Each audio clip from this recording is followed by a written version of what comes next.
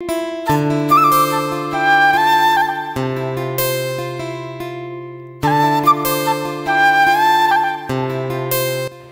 Everyone, আসসালামু আলাইকুম। কেমন আছো সবাই? আশা করি আল্লাহর রহমতে সবাই খুব ভালো আছো। আমরাও আলহামদুলিল্লাহ অনেক ভালো আছি। আজকে অনেক সকালে ঘুম থেকে উঠছি, কারণ আজকে আলিফের এক্সাম। তো ঘুম থেকে উঠে ওকে নিয়ে যাওয়ার জন্য বের হয়ে গেছি রেডি করে।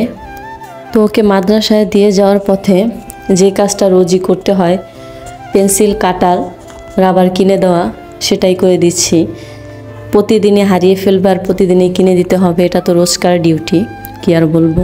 তো আলিফকে মাদ্রাসায় দিয়ে আমি নাস্তাটা বাইরেই করেছি। দেন আমি বাসায় চলে আসছি। আজকে বাসায় অনেক কাজ করব, শীত প্রায় চলে আসছে। তো শীতের অনেকগুলো কাজ আছে যেগুলো শীত আসলে করা পসিবল হয় না। এই জন্য প্রায় 3-4 দিন যাবৎ মোটামুটি ভালোই শীত পড়ছে। এতদিন তো গ্রাম এলাকায় শীত ছিল, ঢাকায় অতটা শীত বোঝা যায়নি, ফ্যান তো ছাড়াই লাগতো। তো এখন দেখা যাচ্ছে ঢাকায় অনেকটা শীত পড়বে। তো আমি বাসাটা ক্লিন করার কাজে লেগে গেছি। তো শীতের সময় কিছু কিছু কাজ করতে একদমই ভালো লাগে না, বিশেষ করে পানি দিয়ে যে কাজগুলো করা হয় সেই কাজগুলো। আর বাসাবাড়ির সব কাজেই তো পানি ব্যবহার হয়, এটা তো স্বাভাবিক। তো আমি সবসময় শীতের আগে কম্বল ক্লিন করে দেন ব্যবহার করি। তাই আজকে আমি বাসার পর্দা, মশারি, কম্বল সব কিছুই নামিয়ে ফেলছি ধোয়ার জন্য। আসলে ওইগুলো আমি সব নামিয়েছি ধোয়ার জন্য, বাট এগুলো আমাকে ধুতে হবে না, আমার হেল্পিং হ্যান্ডই ধুয়ে দেবে। বাট বাসাটা ক্লিন আমাকেই করতে হবে। রুম অ্যান্ড ড্রয়িং রুমের জানলাগুলো অনেক ময়লা হয়েছে, অনেক দিন যাবতই ক্লিন করা হয় না নানা ব্যস্ততার কারণে। ফ্যানটাও অনেক ময়লা হয়েছে। তো ভাবলাম আজকেই ক্লিন করব। আর যেহেতু শীত এসে গেছে, শীতের মধ্যে এগুলো ক্লিন করতে ভালো লাগবে না, এই জন্য আমি ভাবলাম আজকে আমি ক্লিন করে ফেলি। আমি কম্বলটা নামিয়ে দেন আগে থেকে ভিজিয়ে রাখবো, নয়তো ভিতরের ময়লাটা কাটবে না। ভাবছি আপাতত একটাই নামাবো, বিকজ আমাদের 3 জনের একটার বেশি লাগবে না। শুধু শুধু নামিয়ে নোংরা করার কোনো প্রয়োজন নেই, এই জন্য এবার আমি একটা কম্বলেই নামিয়েছি। তো আমি কম্বলটা ভিজিয়ে রেখে দেন চলে গেলাম রান্নার কাজে, কারণ রান্নাটাও তো কমপ্লিট করতে হবে। আলিফ মাদ্রাসা থেকে এসে ওর খুব ক্ষুধা লাগবে, এই জন্য এর ফাঁকে আমি রান্নাটা আগে কমপ্লিট করে নিচ্ছি। আজকে আমি রান্না করব করলা ভাজি, যেটা আলিফের খুব ফেভারিট আর আমাদের খুব ফেভারিট। এই করলা ভাজিটা আমাদের ফ্যামিলির সবাই খুব পছন্দ করে। আর পাঙ্গাস মাছ দিয়ে বেগুন দিয়ে রান্না করব। বেগুনটা ওইরকম আমাদের খাওয়া হয় না, বিকজ অ্যালার্জির কিছুটা প্রবলেম আছে, এই জন্য। আলিফ রোজাইনারও দেখি মাঝে মধ্যে বেগুন খেলে একটু অ্যালার্জির প্রবলেম হয়, তো এটা অ্যাভয়েডই করি। বাট মাঝে মাঝে একটু খেতে ইচ্ছে করে, তাই আর কি আমি রান্না করি। তবে যখন রান্না করি তখন ওদের বেগুনটা খাওয়ানো হয় না, আমিই খাই। বেগুনটা আসলে সেরকম কোনো উপকার না থাকলেও বেগুনটা মোটামুটি সবারই পছন্দের একটা সবজি। বেগুন ভর্তা, বেগুন পুড়িয়ে ভর্তা, বেগুনের তরকারি সবই খুব মজা হয়। মোটামুটি অনেকেই বেগুনটা পছন্দ করে, খুব কম মানুষই হবে যে বেগুন ভাজা পছন্দ করবে না। তো আজকে আমি ঝটপটি রান্নাটা সেরে নেব। হাতে যেদিন অনেক কাজ থাকে সেদিন কাজগুলো একটু ধাপে ধাপে করলে কাজটি তাড়াতাড়ি হয়। আর আমি সেইভাবেই রুটিন অনুযায়ী কাজ যখন বেশি থাকে তখন করি। যে কাজ করি না কেন রান্নাবান্নার কাজটা আগেই কমপ্লিট করে নিই, দেন আমি নিজের মতো করে কাজ করতে পারবো। বাট রান্নাটা বাকি থাকলে দেখা যায় অনেক লেট হয়ে যায়, তখন ক্ষুধা লাগলেও খাওয়ার কিছু থাকে না। আর আমি সব কিছুতে আলসামি করলেও রান্নাবান্নাটায় কখনোই আলসামি করি না, কারণ রান্নাবান্না করতে আমার খুবই ভালো লাগে। যে কোনো ধরনের রান্নাই হোক, যে রান্নাটা আমি পারিও না সেই রান্নাটাও আমার ট্রাই করতে খুবই ভালো লাগে। একটা কথাই ভাবি যে আজ পারবো না তো কি হয়েছে, পরবর্তীতে সুন্দরভাবে হবেই। এইরকম একটা কমিটমেন্ট থাকলে আসলে সব কাজই সুন্দরভাবে করা যায়। আর মানুষ কখনো কোনো কাজ মায়ের পেট থেকে শিখে আসে না, দেখা যায় সব তার শিক্ষার মাধ্যমেই আয়ত্তে আসে। আর ছোটোবেলা থেকে আমার রান্নাটা খুবই ভালো লাগে, দেখা যায় বিয়ের আগেও আম্মু যখন রান্না করতো তো আমি শখ করে টুকিটাকি রান্না করতাম। আম্মু খুব বকতো, তাও আমি রান্না করতাম। যেমন রান্না করতে আমার ভালো লাগে, বাট অন্য কাজগুলো করতে চাইতাম না। এই তো আমার রান্নাটা কমপ্লিট হয়ে গেছে। আজকে খুব তাড়াতাড়ি রান্নাটা হয়ে গেছে, বেশি সময় লাগেনি। রান্নাটা শেষ করে দেন আবার চলে যাব ক্লিনিংয়ের কাজে। আজকে আমি জানালাটা খুব ভালোভাবে ক্লিন করব, যেহেতু বাচ্চারা অনেক সময় জানলাতে হাত দেয়, মুখও দেয়। আমার ছোট বেবিটা অনেক সময় দেখা যায় জানলাতে মুখও দেয়, তো এটা ক্লিন থাকলে খুব ভালো হয়। আর ছোট বেবিদের তো হ্যাবিটই হয়, যা পায় তাই মুখে দেয়। দেখা যায় বাসা বাড়ি ক্লিন করতে যদি একটু কষ্ট হয়, তাও ক্লিন থাকলে মনটাও ভালো থাকে।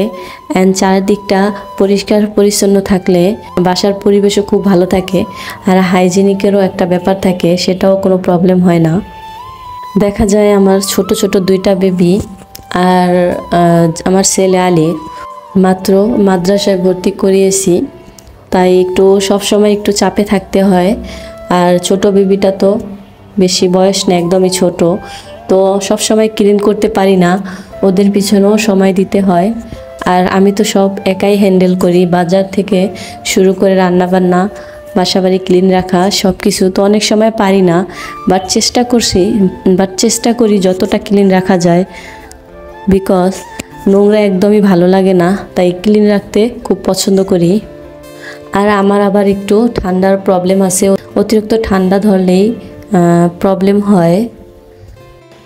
আর এই জানলাগুলো যত ক্লিন করাই হোক না কেন, এত ধুলো যে কোথা থেকে আসে বলাই যায় না, অনেক ধুলো জমে যায় বেশ কিছুদিন পর পর। তবে এই যে এখন ক্লিন করে রাখলাম, তো আর 1-1.5 মাসের মধ্যে ক্লিন না করলেও প্রবলেম হবে না, শীত মোটামুটি কমে যাবে। তাই আমি অতিরিক্ত শীত পড়ার আগেই ক্লিন করে রাখছি। দেখো ফ্যানটা কতটা ময়লা হয়েছে, ফ্যানটা পরিষ্কার করব বলে লেট হয়ে গেছে, ক্লিন করা হয়নি, তাই অতিরিক্ত ময়লা হয়ে গেছিলো। আর ফ্যানটা ক্লিন করতে গিয়ে কষ্টও হয়েছে। দেখা যায় কোনো কিছু অল্প নোংরা হওয়ার আগে যদি ক্লিন করে ফেলো, তাইলে তোমার কষ্টটাও কম হয় অ্যান্ড জিনিসটাও পরিষ্কার পরিচ্ছন্ন থাকে। আর যদি একটু লেট হয়ে যায়, তখন দেখা যায় অনেক পরিশ্রম করে ক্লিন করতে হয়। দেখো জানলাটা ক্লিন করছি, কতটা সুন্দর লাগছে। আর ফ্যানটাকেও পুরা ঝকঝকে ক্লিন করে ফেলছি। 15 দিন পর পর ফ্যানটা ক্লিন করলে দেন সাবান অতটা ব্যবহার করা লাগে না। তো আজকে দেখলাম বেশি ময়লা হয়েছে, তাই আর কি সাবান দিয়ে ভালোভাবে মেজে দেন পরিষ্কার করা লাগছে।